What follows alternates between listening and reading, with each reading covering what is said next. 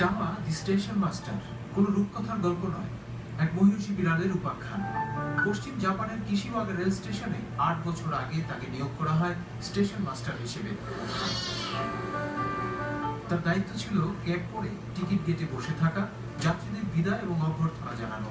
Okayama electric rail বিভাগের president জানিয়েছেন, গত ৮ বছর ধরে এই করে আসছে সে, যা স্থানীয় অর্থনীতিতে যোগান দিয়েছে প্রায় $৯০ লাখ। আমি তাকে নিয়োগ দিয়েছিলাম, এভাবে বিদায় জানাতে হবে ভাবিনি।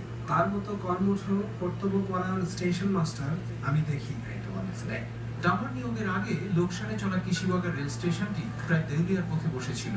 তার উপস্থিতি এবং ব্যক্তিত্বপূর্ণ আচরণে অতিথিরা মুগ্ধ না হয়ে পারতেন না। পর্যটক টানার ক্ষেত্রে বড় অবদান রেখেছে সে।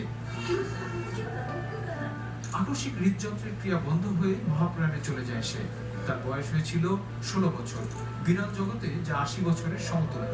টামার কর্মস্থলে আয়োজিত শেষ কৃত্যানুষ্ঠানে এসে কেউই চোখের পানি ধরে রাখতে পারেননি। Hasan Rajid, NTV international desk. এই শেষ করছি খবর, তবে যাবার আগে